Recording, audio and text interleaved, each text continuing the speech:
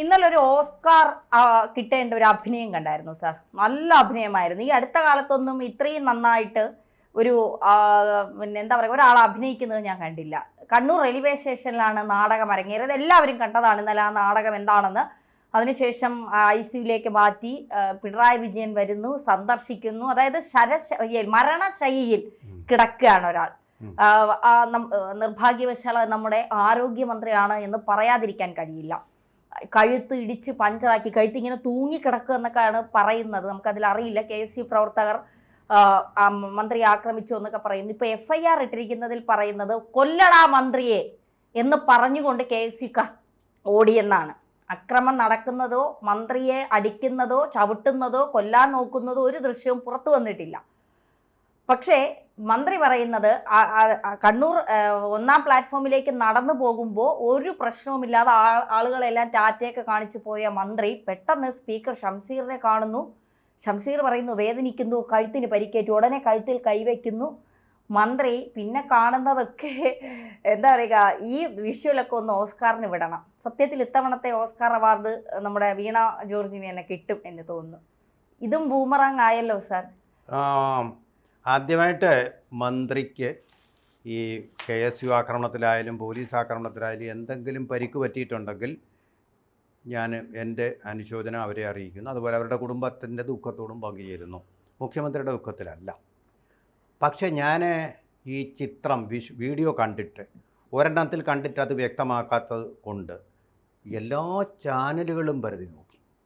എവിടെയെങ്കിലും ഈ KSUക്കാരോ അല്ലെങ്കിൽ പുറത്ത് BJPക്കാർ പ്രതിഷേധിക്കുന്നുണ്ടോ അവരോ, അല്ലെങ്കിൽ യൂത്ത് ലീഗുകാരും പ്രതിഷേധിക്കുന്നുണ്ടായിരുന്നോ അവരോ, ഏതെങ്കിലും തരത്തിൽ ഈ സ്ത്രീയുടെ അടുത്തേക്ക് ചെല്ലുന്നതായിട്ട് കാണുന്നത് പോലും ഞാൻ കണ്ടില്ല. അങ്ങനൊരു ചിത്രം പോലും എനിക്ക് കാണാൻ കഴിഞ്ഞിട്ടില്ല. ഇനിയിപ്പോൾ റെയിൽവേ എന്ന് പറയുന്നത് കേന്ദ്രത്തിൻ്റെ വകുപ്പാണ്. അതൊരു പ്രധാനപ്പെട്ട കാര്യമാണ്. അതെന്താണ് കാര്യമെന്നുള്ളത് ഞാൻ പിന്നെ പറയാം. ആ റെയിൽവേയുടെ CCTVകൾ ഉണ്ടെങ്കിൽ അതിൽ നിന്ന് നോക്കി മൂളി എന്നുള്ളതാണല്ലോ. ആ ദൃശ്യങ്ങളിൽ ഓവർ ദി ഹെഡ് അങ്ങനെയുള്ള ഷോട്ടുകളിൽ ചിലപ്പോൾ വ്യക്തമാവുമെന്ന് വരാം. അവിടെയും ഏതെങ്കിലും ഒരു തെളിവ് മുഖ്യമന്ത്രി വിചാരിച്ചാൽ, കേരളത്തിലുണ്ടല്ലോ റെയിൽവേയുടെ ചുമതല വഹിക്കുന്ന ഒരു മന്ത്രി, ആ മന്ത്രിയെ കൊണ്ട് അതൊരു ഹാജരാക്കൂ. നിങ്ങൾ ആദ്യം തെളിവ് ഹാജരാക്കൂ. പത്മകുമാറിനെതിരെ നിങ്ങൾ ഇത് തന്നെയല്ലേ പറഞ്ഞത്? അദ്ദേഹം തെളിവ് കൊണ്ടുവരട്ടെ. അദ്ദേഹം കുറ്റവാളിയാണെങ്കിൽ ഞങ്ങൾ പാർട്ടിയിൽ നിന്ന് പുറത്താക്കും എന്നല്ലേ പറഞ്ഞത്. തെളിവ് വേണ്ടേ? ഈ പറയുന്ന സംസ്ഥാന സെക്രട്ടറി MV ഗോവിന്ദൻ മുതൽ പത്തനംതിട്ട ജില്ലാ സെക്രട്ടറി വീണ ജോർജിനെ എന്ന് എതിർത്തു പോന്നിരുന്ന, അവരെ മന്ത്രിയാക്കരുതെന്ന് പറഞ്ഞ, അവരെ പാർട്ടിയുടെ ഭാരവാഹിത്വത്തിൽ നിന്ന് മാറ്റണമെന്ന് പറഞ്ഞ, പ്രതിഷേധിക്കുന്ന പത്തനംതിട്ട ജില്ലാ ഘടകം വരെ വലിയ പ്രതിഷേധവും തീപ്പന്തവുമായിട്ട് കേരളം മുഴുവൻ ആളിക്കത്തിക്കാൻ വേണ്ടിയിട്ട് ഇറങ്ങി ഇന്നലെ. ഇത്രമാത്രം പ്രതിഷേധം നടത്തും എവിഡൻസായിട്ട് എന്ത് കുന്തമാണ് കിട്ടിയത്? തോമസ് ഐസക് പറഞ്ഞു ഞാനേ കണ്ടുള്ളൂ. എവിടെയാണ് ഇദ്ദേഹം കണ്ടത്? എന്താണ് കണ്ടത്? ഒരു പിടിയും കിട്ടുന്നില്ല. വിഷ്വൽ വേണ്ടേ? നമ്മളൊരു ദൃശ്യമാധ്യമ ലോകത്തല്ലേ ഇപ്പോൾ ജീവിക്കുന്നത്. അവിടെ ഒരു ദൃശ്യം പോലും ഇല്ലാതെ മന്ത്രിയെ ആക്രമിച്ചു എന്ന് പറയുമ്പോൾ ഞാനിപ്പോൾ വ്യക്തമായിട്ടൊരു ചിത്രമായിട്ട് കണ്ടിട്ടുള്ളത് മലയാള മനോരമയുടെ ന്യൂസ് ഫോട്ടോ ആയിട്ട് വന്നിട്ടുള്ള ചിത്രമാണ്. ആ ചിത്രത്തിൽ നമ്മൾ കാണുന്നത്, അത് ഫോട്ടോഗ്രാഫി തന്നെ പറയുന്നുണ്ട് അതിൻ്റെ വാർത്ത, പോലീസുകാർക്കിടയിൽ നിന്ന് മന്ത്രി ബഹളമുണ്ടാക്കുന്നതാണ്.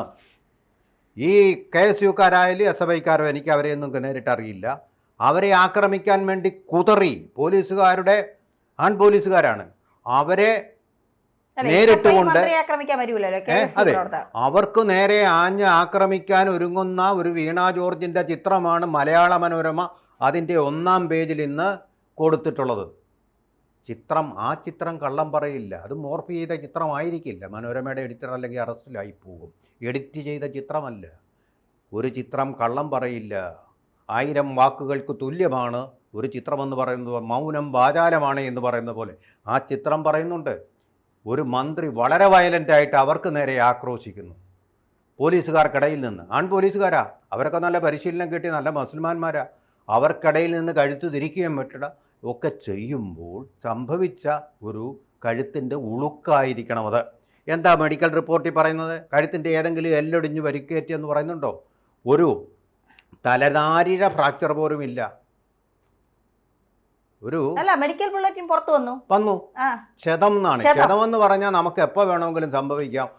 ഒരു പ്രായം കഴിഞ്ഞു കഴിഞ്ഞാൽ, കഴുത്ത് വല്ലാതെ വളർത്തി കഴിഞ്ഞാൽ ക്ഷതം സംഭവിക്കാം. അത്തരം ഒരു ക്ഷതം ഇനി സംഭവിച്ചതിന് പിന്നെ MRI സ്കാനിങ്ങിന് കൊണ്ടുപോകണം. കൊണ്ടോ MRI സകല സ്കാനിങ്ങും സൗജന്യമായിട്ട് കിട്ടുമല്ലോ. അവിടെ സഹായിക്കാൻ അവരുടെ ആശുപത്രി, അതെ, അവരുടെ മന്ത്രി, അവരുടെ മുഖ്യമന്ത്രി, അവരുടെ മെഡിക്കൽ ബുള്ളറ്റിൻ, അവരുടെ പിന്നെ എന്താ പറയുക MRI സ്കാൻ, അവര് ചമച്ച വാർത്ത അല്ല, അവരുണ്ടാക്കിയ കാര്യങ്ങൾ മുഴുവനാണ് ഇപ്പൊ പുറത്തു വരുന്നത്. ഇപ്പൊ കേരളം മുഴുവൻ കത്തിക്കാൻ വേണ്ടി DYFI SFI ഇറങ്ങിയിട്ടുണ്ട്. ഇപ്പോ പിന്നെ കോൺഗ്രസിന്റെ മണ്ഡല ഓഫീസ് കത്തിച്ചു. പുതുയുഗ യാത്രയ്ക്കുള്ള സംഭവങ്ങൾ കേരളം കത്തും.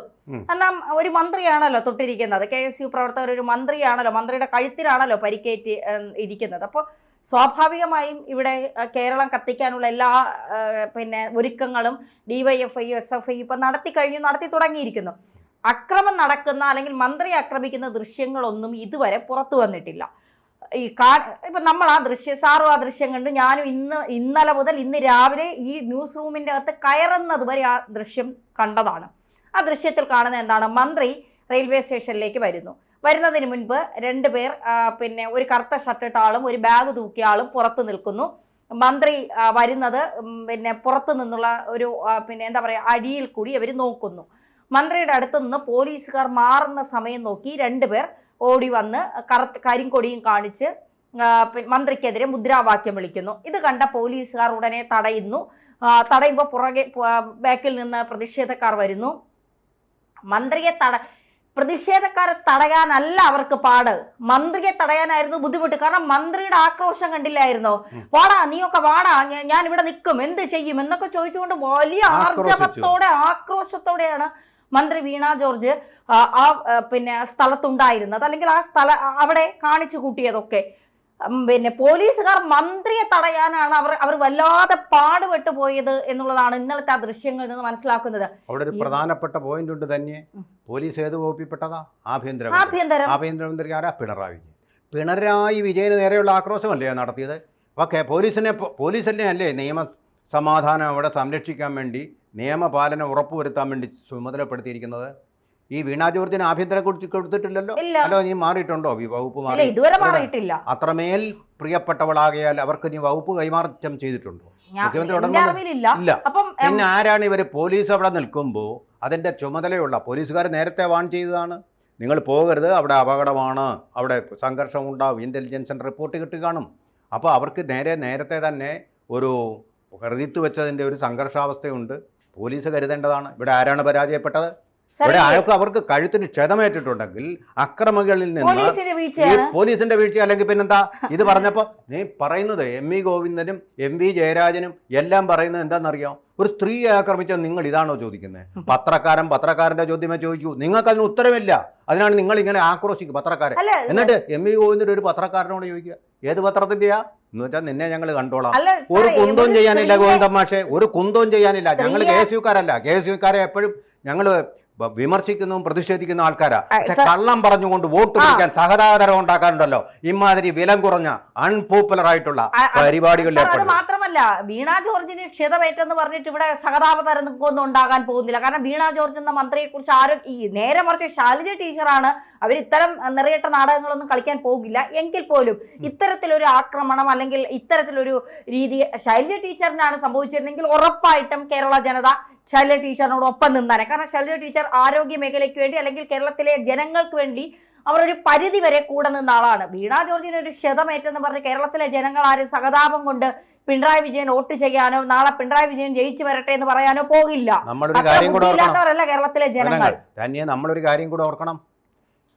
9 മാസം വയറ്റിൽ കുഞ്ഞിനെ പേറുന്നവരാണ് അമ്മമാർ. അത്തരം ഒരമ്മയെ കൊണ്ട് ഉഷ ജോസഫ് എന്ന് പറയുന്ന സ്ത്രീയെ കൊണ്ട് എത്ര മാസമാണ് പത്രിക പൂട്ടിട്ടത്? അവരുടെ വയറിൽ ഡോക്ടർ പറഞ്ഞത് കേട്ടില്ലേ? എത്ര ആള് കിടന്നാലും കുഴപ്പമില്ല. അപ്പൊ വീണ ജോർജിന് ഈ ക്ഷതം വന്നാൽ കുഴപ്പമുണ്ടല്ലേ? ബാഹ്യമായിട്ടുള്ള ഒരു പരിക്കാണ്. മറ്റേത് വയറിനുള്ളിലെ പരിക്ക്, സ്വയം ചികിത്സിക്കാൻ പറ്റാതെ. ഇതൊരു പറഞ്ഞാൽ എന്താ ഒരു എണ്ണയുണ്ടല്ലോ, മുറിവെണ്ണ പുരട്ടി കഴിഞ്ഞാൽ നേർന്നതാണ് ഈ ക്ഷതമെന്ന് പറയുന്നത്. മറ്റേ ആ മുറിവുണ്ടല്ലോ, ട്രോമ, ഈ കത്രിക എടുത്തു കഴിഞ്ഞാലും തീരില്ല. എൻ്റെ വയറ്റിൽ കുഞ്ഞു കിടക്കുമ്പോൾ അമ്മമാർക്കൊരു അതൊരു സായുജ്യമാണ്. പക്ഷേ കത്രിക കിടക്കുന്നത്, അവിടെ കിടക്കേണ്ടത് കുഞ്ഞാണ് ഇരിക്കേണ്ട സ്ഥലത്ത്, ആ പരിശുദ്ധമായ സ്ഥലത്ത് അവിടെ കൊണ്ട് കത്രിക പൂട്ടിട്ട് എത്ര മാസമാണ്? 5 വർഷം. 5 വർഷത്തോളം വരെ അമ്മ അനുഭവിച്ച വേദനയുടെ ഒരു അംശമെങ്കിലും ഉണ്ടോ അതിന്? അതുപോലെ തന്നെ വലത്തെ കൈ മുറിച്ച് മാറ്റേണ്ടതിന് വരെ ഇടത്തെ കൈ മുറിച്ച് മാറ്റി ആ സംസ്കാരം ഉണ്ടല്ലോ. നിങ്ങൾക്ക് ICU എല്ലാ സൗകര്യങ്ങളും കിട്ടുന്നു. നിങ്ങൾ ഭരിക്കുന്ന തിരുവനന്തപുരത്ത് ഭരണസ്ഥിരാ കേന്ദ്രത്തിലെ മെഡിക്കൽ കോളേജിൽ നിന്ന് നോക്കൂ. അവിടെ അഡ്മിഷൻ കിട്ടാതെ വരാന്തയിൽ എലികൾക്കും ഉറുമ്പുകൾക്കും ഈച്ചകൾക്കും ഇടയിൽ കിടന്ന് പിടയ്ക്കുന്ന മനുഷ്യ ജന്മങ്ങളെ നിങ്ങളൊന്ന് കാണൂ. ഇതൊന്ന് കാണൂ. ഇത് നിങ്ങളല്ല ഇപ്പോൾ ICUവിൽ പോകേണ്ടത്, കേരളത്തിൻ്റെ ആരോഗ്യ വകുപ്പാണ് ICU ചികിത്സ വേണ്ടത്. അല്ല സാർ, ഒരു കാര്യം കൂടി പറഞ്ഞ് നമുക്ക് അവസാനിപ്പിക്കാം. വീണ ജോർജിന്റെ ക്ഷതത്തെക്കാൾ വലുത് 10 വർഷം കൊണ്ട് കേരളത്തിലെ ജനങ്ങൾ വല്ലാത്തൊരു ക്ഷതം അനുഭവിച്ചുകൊണ്ടിരിക്കുകയാണ്. അതിന് ഇങ്ങനെയെങ്കിലും ഒരു ഉത്തരം നൽകാൻ കഴിഞ്ഞെങ്കിൽ അത് നല്ല കാര്യമായിട്ടേ കണക്കാക്കും. പരിക്ക് പറ്റിയത് ജനുവിനാണ്. ഇന്നും അതിന് തെളിവില്ല. അതുകൊണ്ടാണ് പരിക്ക് പറ്റിയത് ജനുവിൻ. തീർച്ചയായിട്ടും ഞങ്ങൾ ആ ആക്രമികളോട് പ്രതിഷേധിക്കുന്നു. അതെ.